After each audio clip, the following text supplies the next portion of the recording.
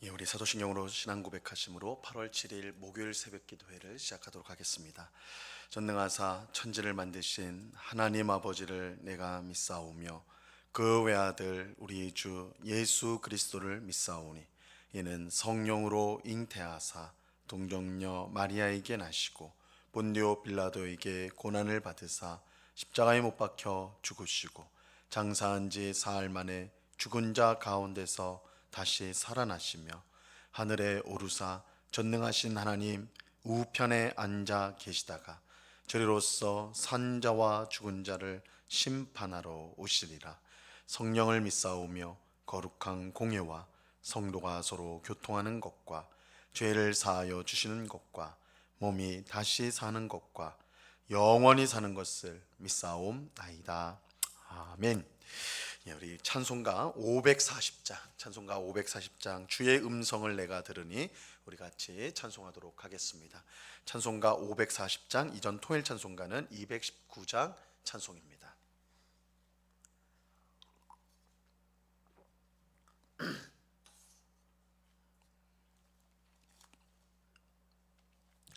찬송가 540장을 같이 찬송하도록 하겠습니다. 주의 음성을 내가 들으니 사랑한단 말일세. 믿는 마음으로 주께 가오니 나를 영접하소서. 내가 매일 십자가 앞에 더 가까이 가오니 구세 주의 흘린 보배 피로써 나를 정케 하소서. 주여 넓으신 은혜 베푸사 나를 받아주시고 나의 품은 뜻 주의 뜻같이 되게 하여 주소서.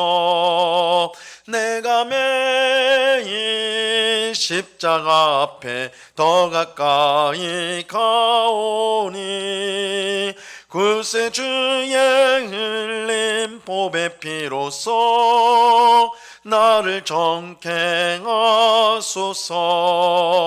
주의 보좌로 나갈 때에 어찌하니 기쁠까.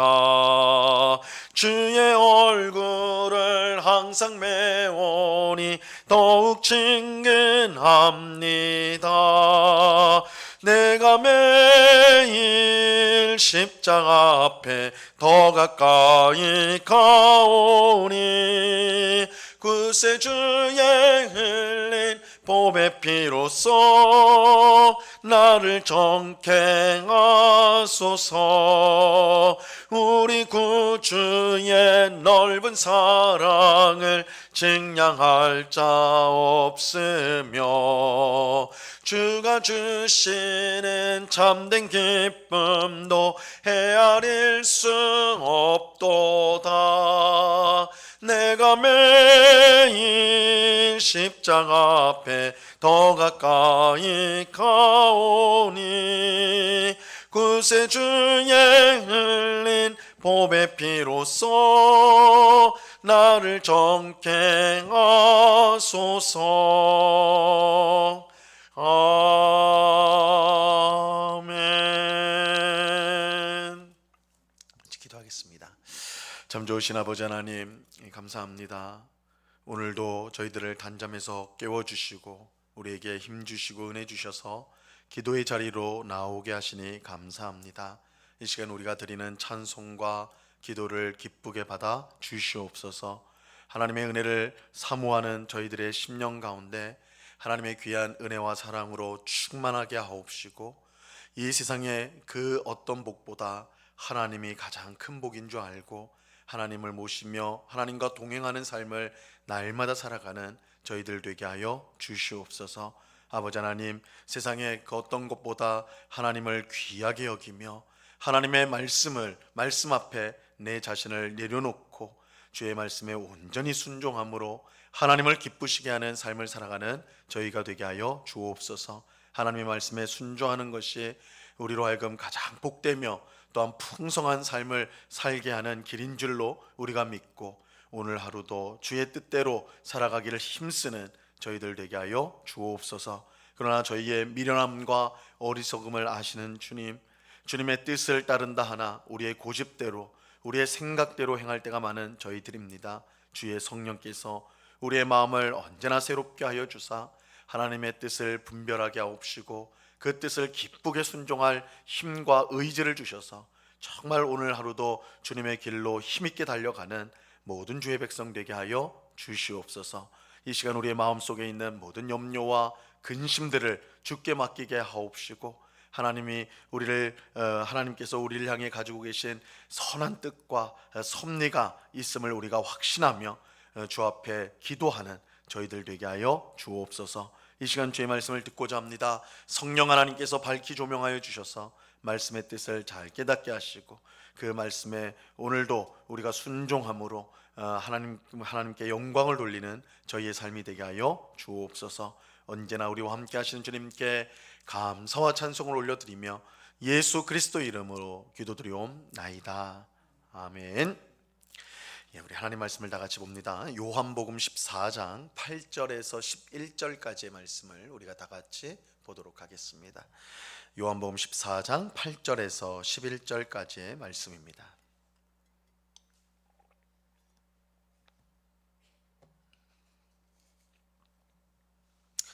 요한복음 14장 8절에서 11절까지의 말씀 우리가 한 목소리로 하나님의 말씀을 다 같이 읽도록 하겠습니다. 시작. 빌립이 이르되 주여 아버지를 우리에게 보여 주옵소서. 그리하면 족하겠나이다. 예수께서 이르시되 빌립아 내가 이렇게 오래 너희와 함께 있으되 내가 나를 알지 못하느냐. 나를 본 자는 아버지를 보았거늘 어찌하여 아버지를 보이라 하느냐. 내가 아버지 안에 거하고 아버지는 내 안에 계신 것을 내가 믿지 아니하느냐. 내가 너희에게 이르는 말은 스스로 하는 것이 아니라 아버지께서 내 안에 계셔서 그의 일을 하시는 것이라. 내가 아버지 안에 거하고 아버지께서 내 안에 계심을 믿으라. 그렇지 못하겠거든 행하는 그 일로 말미암아 나를 믿으라. 아멘. 예수님은 제자들에게 내가 이제 아버지의 집에 가서 너희들이 거할 곳을 예비하겠다 이렇게 말씀하셨습니다. 그러면서 내가 가는 그 길을 너희가 이미 알고 있다라고도 하셨습니다. 이 말씀은 예수님께서 곧 십자가에 못 박혀 죽고 사흘 만에 부활한 후에 승천하실 것을 뜻하는 것입니다. 이 같은 예수님의 죽음과 부활과 승천을 통해 예수님의 구속 사역이 완성이 되고 그 결과 우리는 하나님의 나라에 들어갈 수 있게 되는 것입니다. 예수님은 제자들에게 내가 가는 그 길을 너희가 이미 알고 있다라고 하셨어요. 하지만 제자들은 길은커녕 예수님이 어디로 가시는지조차도 깨닫지 못하고 있었습니다. 이에 예수님은 내가 곧 길이요 진리요 생명이라고 말씀하시면서 나로 말미암지 않고는 아버지께로 올 자가 없다 하셨습니다. 이것은 예수님께서 자신이 곧 하나님의 나라로 가는 길이 되시고 그렇게 예수님을 믿고 영접하는 자만이 하나님 나라에 들어갈 수 있음을 밝히신 것입니다. 그래서 예수님은 제자들에게 너희가 이미 그 길을 안다라고 말씀하셨던 것이죠. 그런데 예수님은 하나님 나라로 들어가는 길이 되실 뿐만 아니라 죄인으로 하나님과 화목하게 하는, 죄인이 하나님과 화목하게 하도록 하는 중보자가 되십니다. 이 첫사람 아담의 범죄 이후에 모든 사람은 죄로 인해서 하나님과 분리되어 살아왔습니다. 단순히 하나님과 떨어져 지낸 것이 아니라 하나님의 원수가 되었습니다. 죄로 말미암아 하나님 가까이 갈 수 없고 하나님의 분노와 하나님의 심판을 사는 그런 존재가 되었어요. 그렇게 누구도 하나님 앞으로 나아갈 수가 없으며 하나님의 은혜와 생명과 복을 받을 수가 없습니다. 근데 예수님께서 오셔서 죄로 인해 막혔던 하나님께로 가는 길을 열어주셨습니다. 마태복음 27장 51절과 52절에 보면 예수님께서 십자가에서 죽으셨을 때 죽은 직후에 발생했던 일들을 설명해 주고 있습니다. 예수께서 다시 크게 소리 지르시고 영혼이 떠나가시니라. 이에 성소 휘장이 위로부터 아래까지 찢어져 둘이 되고 땅이 진동하며 바위가 터지고. 예수님이 죽으셨을 때 성전 안에 있는 휘장, 성소와 지성소를 가로막고 있는 이 휘장 커튼이 위에서부터 아래까지 찢어졌습니다. 이 휘장은 지성소와 성소를 구분하는 일종의 이제 커튼이라고 할 수 있는데, 하나님이 임재하시는 지성소에 함부로 아무도 들어가지 못하도록 그렇게 막는 역할을 했어요. 이 지성소에 들어갈 수 있는 것은 1년에 단 한 번, 대속죄일에 대제사장만이 1년에 단 한 번 들어갈 수가 있었습니다.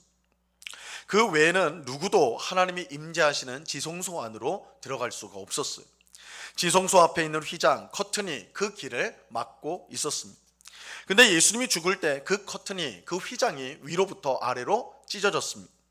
이것은 하나님이 임재하시는 지성소로 들어가는 새로운 길이 열렸다라는 것을 보여주는 것입니다. 이전까지는 휘장, 커튼이 있어서 나아갈 수가 없었는데 예수님의 십자가 죽음으로 그것이 찢어졌기 때문에 이제 하나님이 임재하시는 지성소로 나아갈 수 있게 되었다는 것입니다. 이것을 이제 히브리서 10장 19절과 20절은 이렇게 설명을 하고 있어요. 그러므로 형제들아, 우리가 예수의 피를 힘입어 성소에 들어갈 담력을 얻었나니 그 길은 우리를 위하여 휘장 가운데로 열어놓으신 새로운 살 길이요, 휘장은 곧 그의 육체니라. 이 휘장은 곧 예수님의 육체라고 그렇게 말씀하고 있어요. 즉 예수님께서 십자가에서 그의 육체가 찢기심으로 휘장이 찢어졌다는 것입니다. 이것은 예수님의 죽음으로 지성소로 들어가는 길이 활짝 열리게 되었고, 우리는 예수님의 피를 힘입어 언제나 담대히 하나님 앞으로 나아갈 수 있게 되었다는 뜻입니다. 이처럼 예수님의 십자가 죽음은 단순히 우리의 죄의 문제만 해결한 것이 아니라 하나님 앞으로 나아가 하나님과 친밀한 교제를 나눌 수 있도록 만들었습니다. 바로 이런 이유로 예수님은 너희가 나를 알기 때문에 아버지 하나님을 알게 되었다라고 말씀하십니다. 하지만 제자들은 이 말씀을 잘 이해하지 못하였죠. 그래서 제사 중 하나인 빌립이 이렇게 질문을 합니다. 오늘 본문 8절을 보세요. 빌립이 이르되 주여 아버지를 우리에게 보여주옵소서, 그리하면 족하겠나이다. 나를 알면 하나님을 알게 된다는 예수님의 말씀을 듣고서 빌립은 아버지를 우리에게 보여주십시오, 이렇게 요청을 하였어요. 이런 빌립의 요청은 사실 우리의 생각과 그리 다르지 않습니다. 우리도 하나님을 한 번만 볼 수만 있다면, 하나님을 볼 수 있고 하나님의 음성을 들을 수 있다면 우리의 믿음이 더욱더 분명해질 텐데, 확실할 텐데, 이런 생각을 하곤 하죠. 실제로 전도를 할 때도 전도할 때 만나는 사람들 보면 하나님을 한 번이라도 보여주면 내가 믿겠다, 한 번만 보여주면 내가 믿겠다라는 사람들이 있어요. 하지만 아버지를 보여달라는 요청에 예수님은 9절에서 이렇게 대답을 하십니다. 예수께서 이르시되 빌립아, 내가 이렇게 오래 너희와 함께 있으되 내가 나를 알지 못하느냐? 나를 본 자는 아버지를 보았거늘 어찌하여 아버지를 보이라 하느냐? 예수님은 내가 이토록 너희와 오랫동안 함께 있었는데 아버지를 아직도 나를 모르느냐? 나를 본 자는 아버지를 이미 보았는데 어찌 아버지를 보이라 하느냐? 이렇게 말씀하셨습니다. 이것은 예수님께서 하나님을 세상 가운데 사람들 앞에 보여주는 분이심을 알려주는 것입니다. 즉 예수님은 하나님의 형상으로 하나님을 우리에게 알려주시는 분입니다. 요한복음 1장 18절 말씀에 보면 이 본래 하나님을 본 사람이 없으되 아버지 품속에 있는 독생하신 하나님이 나타내셨느니라, 이렇게 말씀하고 있어요. 하나님을 본 사람은 아무도 없습니다. 하나님은 우리처럼 보이는 육체를 갖고 계신 분이 아니에요. 하나님은 영이십니다. 대신 하나님께서는 그의 아들 예수님을 우리와 같은 사람으로 보내셔서 사람들이 예수님을 통해 하나님을 보도록 하셨습니다. 그래서 골로새서 1장 15절에 보면 예수님에 대해서 이렇게 말씀하죠. 그는 보이지 아니하시는 하나님의 형상이시요 모든 피조물보다 먼저 나신 이시니. 예수님은 보이지 아니하는 하나님의 형상입니다. 즉 하나님의 모습을, 하나님을 보여주는 분이 예수님이라는 것입니다. 이처럼 예수님이 보이지 않는 하나님의 형상이기 때문에 예수님을 본 사람은 하나님을 보았다라고 말할 수가 있는 것입니다. 그래서 예수님은 아버지를 보여달라는 빌립에게 나를 본 자는 아버지를 본 것이다라고 말씀하는 것입니다. 그러므로 하나님을 보기 원하는 사람은 하나님의 형상이신 예수님을 보아야 합니다. 우리가 예수님을 볼 때 보이지 아니하시는 하나님을 보게 되는 것입니다. 이러한 사실을 예수님은 오늘 본문 10절과 11절에서 이렇게 말씀하고 있습니다. 내가 아버지 안에 거하고 아버지는 내 안에 계신 것을 내가 믿지 아니하느냐. 내가 너희에게 이르는 말은 스스로 하는 것이 아니라 아버지께서 내 안에 계셔서 그의 일을 하시는 것이라. 내가 아버지 안에 거하고 아버지께서 내 안에 계심을 믿으라. 그렇지 못하겠거든 행하는 그 일로 말미암아 나를 믿으라. 예수님은 아버지가 내 안에, 내가 아버지 안에 계신 것을 믿으라고 말씀하십니다. 이 말씀의 뜻은 예수님과 아버지 하나님의 사이가 너무나 밀접하여서 예수님의 말씀이 곧 하나님의 말씀이고 예수님께서 행하신 일이 곧 하나님께서 행하신 일이라는 것입니다. 이런 이유로 요한복음 10장 30절에서 예수님은 나와 아버지는 하나이니라 이렇게 말씀하셨습니다. 우리는 어떻게 보이지 않는 하나님을 볼 수가 있는 것일까요? 어떻게 하면 하나님을 우리가 정확하게 알 수가 있는 것일까요? 바로 하나님을 우리에게 보여주시는 그의 아들 예수님을 통해서입니다. 우리는 성경에 기록된 예수님의 말씀과 행동들을 통해 하나님을 보게 되고 하나님을 믿게 되는 것입니다. 그러므로 우리가 하나님을 더 분명히 믿고 사랑하기 위해서는 예수님을 더 깊이 알아야 합니다. 예수님을 깊이 알면 알수록, 예수님을 깊이 사랑하면 사랑할수록 우리는 하나님을 더 깊이 알게 되고 더 사랑하게 되는 것입니다. 이러한 사실을 우리가 기억하고 성경을 통해 예수님을 더욱 깊이 알아가는 오늘 우리 모두가 될 수 있기를 바랍니다. 예수님의 말씀과 그가 행하시는 일들을 우리가 배워감으로써 하나님께 더 가까이 나가는 우리가 되기를 바랍니다. 하나님의 형상이신 예수님을 통해 더욱 담대한 믿음으로 하나님 앞에 나아가 부어주시는 풍성한 은혜를 누리는 오늘 우리 모두가 될 수 있기를 우리 주님의 이름으로 간절히 축원합니다.